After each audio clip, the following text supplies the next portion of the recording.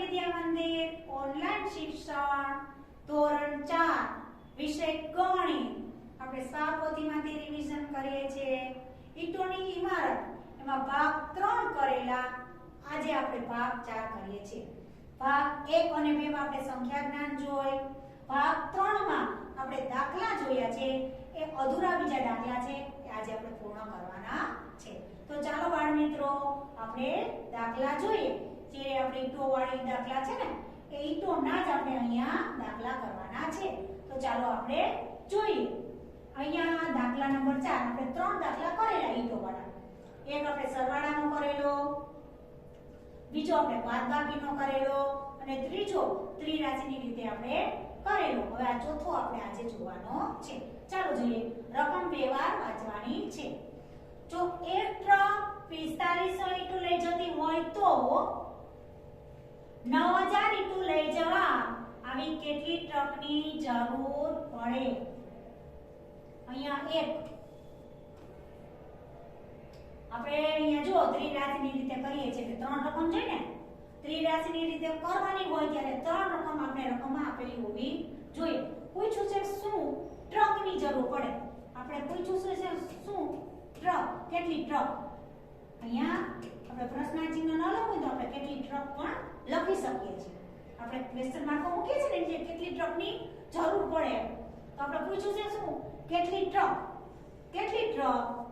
બરાબર એ પ્રશ્નમાં પૂછ્યું હતું તેની ઉપર આપણે શું અહીંયા પૂછ્યું એક ટ્રક તો એ લખ નાખાય એક ટ્રક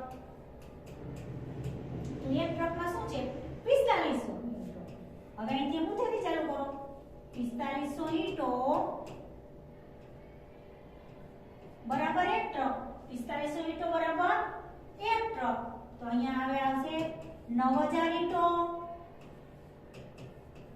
બરાબર કેટલી ટ્રક બરાબર કેટલી ટ્રક અહીંયા મૂક્યું છે ને આપણે મોટું કર્યું 45 ઈંટો લઈ જવા એક ટ્રક તો 9000 ઈંટો લઈ જવા કેટલી ટ્રક આપણે ક્વેશ્ચન માર્ક છે ને ત્યાં કેટલી પણ લખી શકીએ કેટલી ટ્રક એટલે ત્રિરાશીને મૂકવા માટે આપણે આવી સ્ટ્રીક અપનાવી છે તો હવે અહીંયા પેલું પદ છે છેદમાં તો આપણે પેલું પદ અહીંયા છેદમાં મૂકેલું છે પછી આ ક્રોસનો ગુણાકાર તો 1 ગુણ્યા અહીંયા 1 ગુણ્યા 9000 કરશું છેદમાં 4500 મૂક્યા છે ત્યાં તો 4500 આપણે છેલ્લે ત્યાં આપણે શૂન્ય ઉડાડી દઈએ 2 શૂન્ય ગયા તો શું વધે છે તો કે 90 વધતા 90 ના છેદમાં 45 હવે આને આપણે છૂટું પડ્યું તો શું કરી 9 ગુણ્યા 10 9 દાણ 90 થાય ને 9 દાણ શું થાય 90 9 દાણ 90 અને કેના 9 પંચા 45 9 પંચા શું આવે 45 તો સરખે સરખાના છેદ ઉડે સરખે સરખી સંખ્યાના છેદ ઉડે અંશ અને છેદમાં અહીંયા 9 ઉડાડ્યા અહીંયા 9 ઉડાડ્યા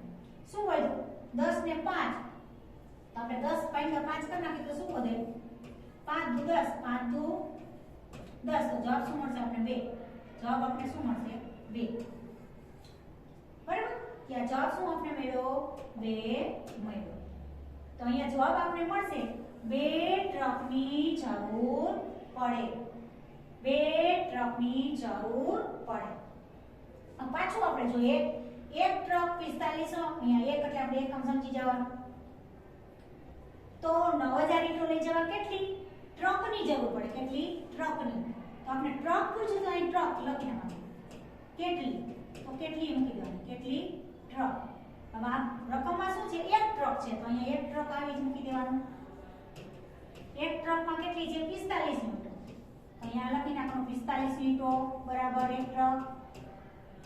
એક ટ્રક જેને તેથી 9000 ઈંટો બરાબર કેટલી ટ્રક બરાબર હવે આપણે અહીંયા એક ગુણ્યા કરી નાખવાનું અહીંયા 1 ગુણ્યા 9000 છેદમાં 45 છેદ ઉડાડી સાથે સંખ્યા 90 ને 45 લીધા કેટલું વધ્યા 90 ને 45 વધ્યા અહીંયા અથવા તો 45 ને 2 વડે ગુણીએ એટલે 90 થાય તો ડાયરેક્ટ 2 પણ મૂકી શકીએ અથવા તો આપણે છૂટું પાડ્યું છે 9 ગુણ્યા 10 કરીએ છેદમાં 9 ગુણ્યા 5 કરીએ 9 ગુણ્યા તો શું વધે 10 ના છેદમાં 5 લીધા તો 10 ગુણ્યા 5 કરીએ તો આપણે જવાબ શું મળે છે 2 ટ્રકની જરૂર પડે પણ અલગ અલગ રીતે ભલે તમે કરો કે 90/45 મૂકો.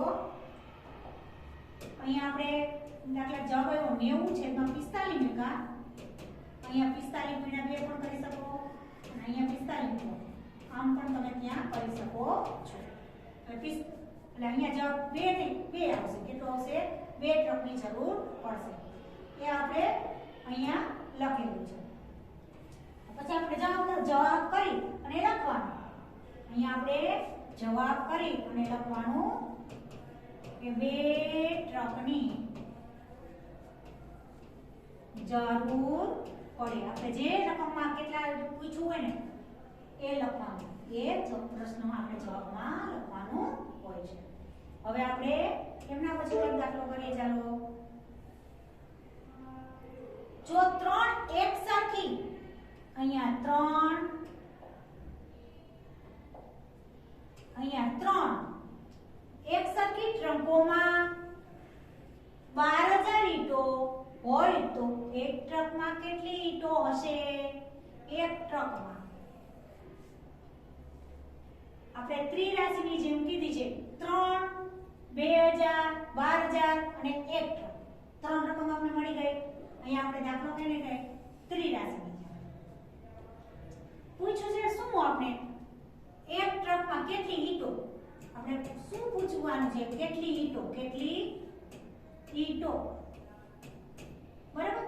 આપણે પ્રશ્ન પૂછ્યો છે કેટલી ઈંટો, તો નીચે જે ક્વેશ્ચન માર્કો કરી છે એની જગ્યાએ આપણે આ મૂકી દેવાનું. હવે એની ઉપર કેટલી ઈંટો, તો ઈંટોમાં પહેલી રકમ આવું છે 12,000 ઈંટો. અહીંયા આવશે 12,000 ઈંટો. અહીંયા શું આવશે? 12,000 ઈંટો. એમાં કેટલી ઈંટો છે? 12,000 ની સામે શું છે? 3 ટ્રક. હવે આ શું છે? 3 ટ્રક બરાબર 12 ઈંટો. એક ટ્રક બરાબર કેટલી ઈંટો? બરાબર. આપણે આ સમજવા માટે આ શું કર્યું છે? સમજવા માટે કે આવી રીતના આપણે ત્રિરાશિ શીખવાની પદ મૂકતા. કેટલી ઈંટો, તેની ઉપર ઈંટો, ટ્રકની નીચે ટ્રક, ઈંટોની નીચે ઈંટો. જે મૂકું છે 3 ટ્રકમાં 12,000 ઈંટો સમાતી. તો અથવા આપણે આવી રીતના પણ લખ્યો તો કોઈ ખોટું પાડી શકે નહીં. 3 ટ્રકમાં 12,000 ઈંટો સમાતી હોય તો એક ટ્રકમાં કેટલી ઈંટો સમાય? હવે આપણે ખબર છે કે પેલું પદ છેદમાં અહીંયા મૂકેલું છે. જોઈએ આપણે તો 12,000 × 1/3. 12,000 × 1/3 તો 4,000. અહીં ભાગાકાર કરીને તમને પૂછો, અહીં ભાગાકાર પણ કરીને કઈ બતાવ્યો છે. તો આપણે જો ભાગાકાર આપણે પાછો કરી જો અહીંયા ડાયરેક્ટ મૂકી દીધું છે. આપણે આપણી રીતે ડાયરેક્ટ કરીએ. અહીંયા આપણે 12,000 મૂકીએ, અહીંયા 3 કરી નાખી. અહીંયા એક રકમમાં એક લઈ પણ એક છે 3 કરતા નાની હોવાથી આપણે બે સંખ્યા ભેગી લેવાની છે. હવે 3 × 3, 3 × 2 6, 3 × 3 = 9, 3 × 4 = 12. અહીંયા 4 મૂકશું, અહીંયા 12 આવશે. શૂન્ય મૂકો, શૂન્ય મૂકો. હવે આપણે આ શૂન્ય અહીંયા ઉતારી છીએ અને ભાગ નથી ચાલતો એટલે આપણે અહીં શૂન્ય મૂકી છીએ. પછી એમના પછીનું શૂન્ય અહીંયા મૂકી છીએ અને ભાગ નથી ચાલતો એટલે અહીંયા શૂન્ય મૂકીએ છીએ. અને આ શૂન્ય ઉતારી છીએ અને ભાગ નથી ચાલતો એટલે આપણે શૂન્ય મૂકીએ છીએ. એટલે આપણે જવાબ શું મળે છે? ત્યાં 4,000 જવાબ મળે છે. અહીંયા આપણે લખ્યું છે અહીંયા 4,000 ઈંટો હશે. આપણે લખ્યું કેટલું હશે? તો કે 4,000 ઈંટો હશે. અહીંયા આપણે લખેલું છે 4,000 ઈંટો હશે. તો આપણે જવાબ પર અહીંયા લખવું પડે કે કેટલી ઈંટો હશે? તો કે 4,000 ઈંટો હશે. હવે તમને સમજવા માટે કે 12/3 તો 4 થાય છે. 12/3 કરીએ છીએ તો 4 થાય છે. તો અહીંયા 12,000/3 તો કેટલા થાય છે? 3 શૂન્ય વધારાના મૂકી દેવાના. 12/3 તો આપણે 4 થાય છે. બરાબર, 4 જવાબ મળ્યો. પણ 12 ની પાછળ કેટલા છે? 3 શૂન્ય છે. 3 ને 3 શૂન્ય અહીં મૂકી દેવાના એટલે જવાબ શું મળે? 4,000 થાય છે. હવે એમના પછીનું કરીએ. ચાલો આપણે હવે એક દાખલો છેલ્લો કરવાનો છે. આપણે હવે દાખલો છઠ્ઠો કરીએ. ચાલો આપણે જો 4 એકસરખી ટ્રકમાં 10,000 ઈંટો ઈંટો હોય તો એક ટ્રકમાં કેટલી ઈંટો હશે? આપણે ત્રિરાશિની જેમ કરવાની એટલે 3 રાશિ ગોતવાની. તો 3 રાશિ આપણે ગોતી તો કે હા 4 10,000 અને 1 ટ્રક. 4 10,000 અને 1 ટ્રક. કેટલી ઈંટો આપણે પૂછ્યું છે શું? ઈંટો. આપણે આપણી ભાષામાં શીખવું હોય તો કેટલી ઈંટો આપણે છેલ્લું આવશે. કેટલી ઈંટો? ઈંટોની ઉપર ઈંટો શું આવે છે? ઈંટોની ઉપર ઈંટો આવશે તો 10,000 ઈંટો. અહીંયા શું આવશે? 10,000 ઈંટો. હવે કેટલી ટ્રકમાં જાય છે તો કે 4 ટ્રકમાં. અહીંયા 4 ટ્રક છે. આપણે એને શબ્દમાં કરી નાખશું. ચાલો અહીંયા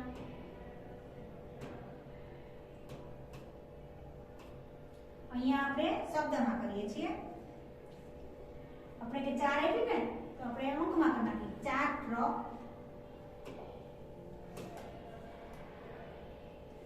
હવે અહીંયા આપણે જોઈએ 4